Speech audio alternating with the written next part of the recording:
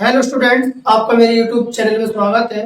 Arun MD education में हम आपके लिए लेकर आए हैं गद्यांश का पार्ट 2। गद्यांश का पार्ट 1 हमने कल करा दिया है, तो देखते हैं हिंदी गद्यांश पार्ट 2। तो ये हमने कल 2 करा दिए थे, आचार्य रामचंद्र शुक्ल और जयशंकर प्रसाद। तो आज तीसरे लेखक की ओर चलते हैं, पद्मलाल पुन्नालाल बख्शी। इनकी पाठ का नाम है क्या लिखूं। इनकी पहचान है दूर के ढोल सुहावने होते हैं, कर्कशता, उल्लास, संकोच, आकांक्षा और विषाद, जीवन संग्रह, तरुण संसार, तरुणावस्था, वर्तमान काल, वर्तमान इतिहास, समाज सुधारो। ये इनकी पहचानें हैं, जिसमें कि दूर के ढोल सुहावने होते हैं, इम्पोर्टेंट है, तरुणों इम्पोर्टेंट, समाज सुधारो इम्पोर्टेंट, वर्तमान काल इम्पोर्टेंट, उल्लास इम्पोर्टेंट। ये इनकी इम्पोर्टेंट पहचाने हैं। दूसरे हम चलते हैं अगले लेखक की ओर। अगले लेखक को देखते हुए डॉक्टर राजेंद्र प्रसाद। डॉक्टर राजेंद्र प्रसाद, उनके पाठ का नाम है भारतीय संस्कृति। तो इनकी पहचाने हैं, हम महत्वपूर्ण पहचाने देखते हैं इनकी। पहले महत्वपूर्ण पहचाने हैं वेशभूषा, विभिन्न भूभिन्न हर साल पूजी गई है। भारत इम्पोर्टेंट, अलग अलग भारत के धर्मों और बोलियां इनकी इम्पोर्टेंट है। ये जीता जागता इनकी इम्पोर्टेंट है। और वेरी इम्पोर्टेंट पहचान भारतीय संस्कृति, इम्पोर्टेंट पहचान भारतीय संस्कृति। भारतीय संस्कृति इनके पाठ का नाम भी है और पहचान के रूप में भी पूजी जाती है। देखते हैं अगले लेखक रामधारी सिंह दिनकर। पाठ का नाम है ईर्ष्या तू न गई मेरे मन से। ईर्ष्या का मतलब होता है बुराई। ईर्ष्या तू न गई मेरे मन से, इनकी पहचान है ईर्ष्या, ईर्ष्यालु, कुरुक्षेत्र, निंदा, तिनकर। तो इनकी इम्पोर्टेंट पहचान ईर्ष्या, ईर्ष्यालु और कुरुक्षेत्र भी देखने को मिल जाती है।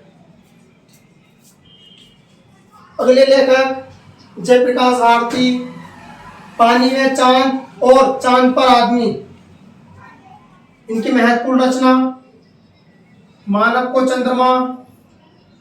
दूसरी रचना वैज्ञानिक तथा तकनीकी, जहां आपको चंद्रमा दिखाई दे जा या चंद्रमा, तो ये धर्मवीर भारती जी की। हमारे अगले और लास्ट है डॉक्टर भगवती शरण उपाध्याय, अजंता इनके पाठ का नाम है। इनकी पहचान है जिंदगी को मौत, इंसान की खुशियां, चट्टानों पर संदेश। इनकी महत्वपूर्ण रचना है चट्टानों पर संदेश, इंसान की खूबियां और जिंदगी को मौत। ये इनकी इम्पोर्टेंट रचनाएं हैं। अजंता की गुफाएं या अजंता की गुफाओं इनकी इम्पोर्टेंट रचनाएं, और गुफाएं भी आ जाता है, तो जब भी इम्पोर्टेंट ये है इनकी। ये यहाँ पर लास्ट है हमारी, खत्म होती है हमारे गत की। कल हम पद में चालू कराएंगे। हम आप इनका यूज बताते हैं किस तरह यूज होती हैं। स्टूडेंट्स, ये आपके लिए एक एग्जाम्पल लेकर आए हैं। हम आपको दिखा रहे हैं कि गद जो हमने गद कराया है कैसे यूज करना है उसका। कल हमने पहचाने लिखवाई थी, तो ये पहचाने हम देखते हैं। जैसे मित्रता पहचान थी, मित्रों पहचान थी, दोस्त पहचान थी, उत्तम पहचान थी। तो हम एक बार आपको पढ़ के दिखाते हैं, फिर इसका यूज करना सही तरीके से हम दिखाएंगे। विश्वास पात्र मित्र जीवन की एक औषधि है। हम अपने मित्रों से यह आशा रखनी चाहिए कि वे उत्तम कल्पों से हमें भ्रष्ट करेंगे, दोषों और त्रुटियों से बचाएंगे। तो हम जानते हैं कैसे आपने पैराग्राफ देखा होगा हिंदी में, जब पेपर देने जाते हैं बच्चे तो उस पर लिखा हुआ होता है कि देखते हैं, हम देखते हैं ये रेखांकित खींची हुई है, मतलब रेखा खींची हुई है, इसी का ही हमें आंसर देना है। तो देखते हैं, हमें पहचान हमें मालूम हो गई, पहचान हमें मित्र है, तो मित्र हमने पहचान बताई थी कौन से हमारे लेखक की है। तो हम शुरुआत करते हैं संदर्भ से।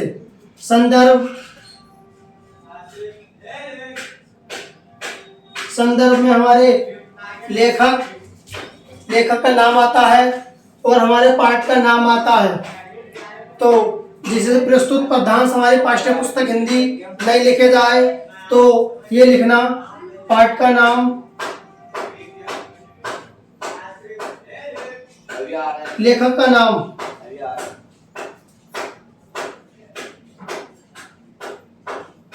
पाठ का नाम हमने आपको बताया था, मित्र आ गया तो मित्रता है, और लेखक का नाम आचार्य रामचंद्र शुक्ल।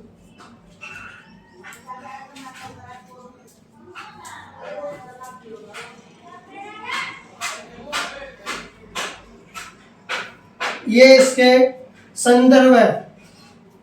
संदर्भ के बाद हमारा प्रसंग आता है,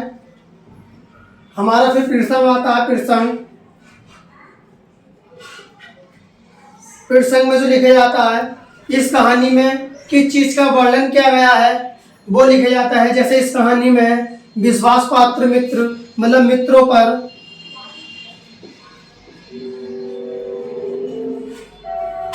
हमें विश्वास रखना चाहिए। फिर आता है हमारा व्याख्या।